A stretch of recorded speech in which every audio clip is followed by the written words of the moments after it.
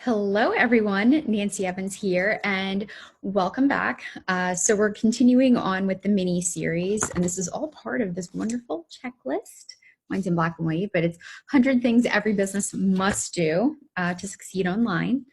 And today we're going to be talking about email marketing. And, it's kind of a high level overview, and obviously you can follow along with the checklist, but I'm going to give you some tips and tricks and some things that have worked along with some advice for some things that are coming around the bend for the upcoming year. So anyway, email marketing is one of the most effective and efficient methods to actually connecting with your audience on a consistent basis. And on a personal level. So the checklist actually walks you through different things that you can do to really hone in on this process and kind of see an overview of this. So the first on the checklist is I've identified my goal for email marketing strategy and each message sent to subscribers. I'm motivating affiliate sales. I'm driving traffic to a sales page. I'm driving traffic to a blog or website. I'm selling or promoting a product or other. So with everything that you do, whether it's social media, whether it's email, whether it's, just creating your business, like think about what your intention is. Like, why are you sending this email? We're not doing it just to do it.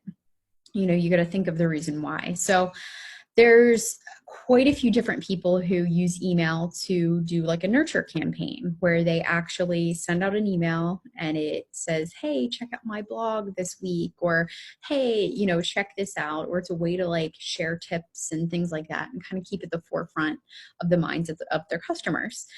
There's other ways, you can actually use it just to drive traffic to a certain spot. So let's say they receive an email and it says, hey, if you are excited about building your business or something, click on this link and go here. So it's a way to obviously drive traffic. There are people who send out weekly podcast emails to go with the podcasts that go out, and it just helps drive traffic to their podcasts. So before you come up with your email campaign, just think about what the goals you want for that campaign. So a simple campaign to start out with could be something like, let's say you're a service business and you want to send out a weekly or maybe even just a monthly, right? You don't want to overwhelm yourself. You want to kind of start out where you can handle it. So let's say you start a monthly newsletter and you put it together, make sure it has great content and that you're speaking from you're using your voice. And, I always say it's better for you to actually write the emails. Do not outsource that unless you have someone who knows you very well, because these emails, you want them to be personal and you want them to come from you. So anyway, you can create a newsletter, you can have some tips in there, and then you can have it direct, if you're a service business, direct them to go book on your page or direct them to go sign up for your services on your website as the call to action. So that's just a simple newsletter that you can do. 2, I've researched and identified the autoresponder technology that will help me create an effective and efficient email marketing campaign system. For example, MailChimp, I created an account and/or set up my account with the service provider, including a newsletter email format, imaging graphics, unsubscribe policy, subscribe policy, disclaimers, copyright statement, social media connections have been enabled. So again, I love this checklist because it kind of keeps you on top of all those things. You want to make sure that you have all of those things in place. And upcoming in the new year, and depending on when you watch this video, it might already be out, but you are going to have to follow guidelines to make sure that people are able to opt into your emails and they're able to unsubscribe at any point. So you want to make sure to look up GDPR, laws and rules, and you want to look up laws and rules and regulations for email marketing. And then let's see. Oh, okay. We talked about MailChimp, right? So there's a bunch of different email softwares that you can use and autoresponders. I like to use Kartra because it's an all-in-one. For about $80 to $90 a month. You can not only build out your membership site, your products, your cart, your calendar, pretty much everything. You can also build out your email, so it's all connected, and your affiliate program. So I like Kartra. I actually have an affiliate link on my website, so on byovagency.com, and then under resources, and I have a whole page that explains what Kartra does and why I love it. So check it out if you're interested in that. But if you're looking for something and you're just getting started and you want to go for minimal expenses, I recommend MailChimp, one, because it's easy. You don't need to shell out money. They have a very nice free program. It's actually, I use that to send out one of my newsletters to one of my businesses. It's completely free, and you can do it up to a certain amount of contacts. You can create a newsletter. You know, if you want to do that monthly newsletter to get started, get your feet wet, play around with it. It's very user friendly, and it's just a great place to start. Again, you don't have to spend money if you don't need to. And a lot of people jump the gun and go, oh, I got to get ConvertKit, and I got to get this, and I got to get MailChimp, I got to blah, blah, blah, get all this stuff. And it's like, no, let's not overwhelm ourselves, and let's not have to spend extra money if we don't have to. The third on the checklist is I've established a content and email schedule that consistently provides value and helps me reach my marketing goals.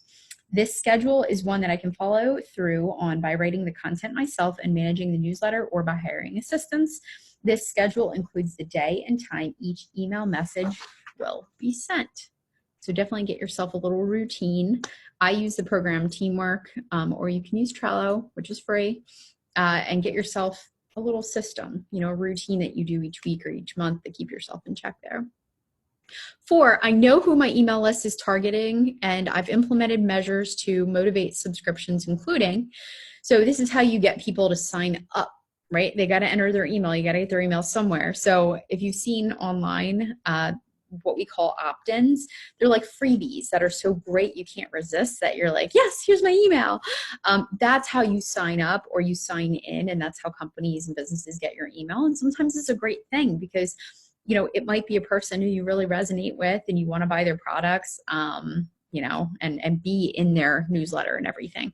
So anyway, you can use, for an opt-in, you can create like a free download, a freebie, like a free checklist, a special offer, promotion, just fantastic content. You know, I've downloaded checklists before. I recently downloaded the most amazing, like, Facebook business checklists, all these things that you need to put together for your Facebook business. So it could be any one of those things that you can create that would pertain to your business. So just think about what would be a really good free download where you could give so much value and get people very much interested in your product, and obviously, you know, get them to sign up for that email.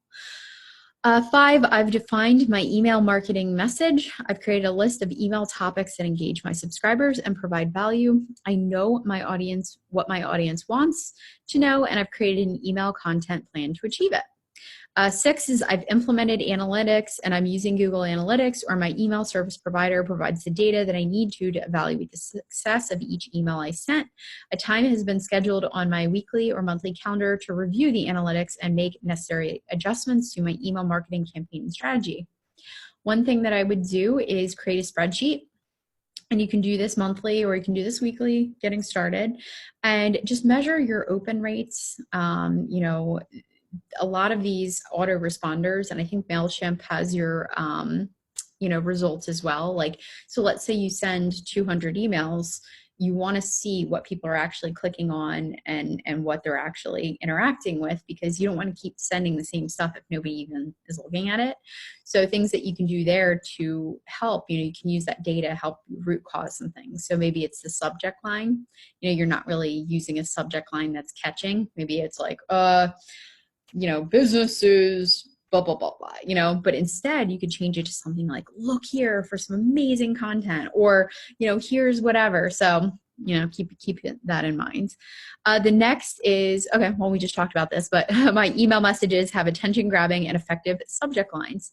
Each email message has a test subject line, so I can determine what my best audience responds to, or audience best responds to. 8, I've included a call to action in each email message sent to subscribers. The call to action clearly tells readers what they should do next, and there are compelling reasons to take action now. 9, I've created engaging content that supports my goals for my email marketing strategy. This content provides value and motivates readers to not only remain subscribers, but also to take action. 10 is I've tested each email and made sure that my links work. My email isn't perceived as spam and placed in junk and email folders. My email, whether delivered in text or HTML, looks good on all browsers. My from line is clear and apparent. People know who is sending them an email.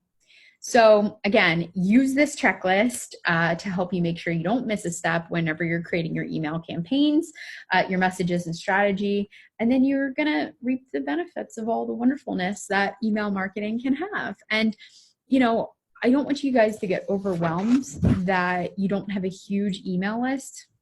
There's multiple ways to build it, but it's not going to happen overnight. So the best time to start that is now. Just for an example, if you are a local service business, a way that you can do this is, you can actually reach out to local people. You can reach out to local Facebook groups and things like that and actually share maybe this free opt-in or, hey guys, you ever, let's say you're a painting company and you have a free, awesome checklist for, here's some amazing remodels you can do under $500 if you're looking to sell your home or something.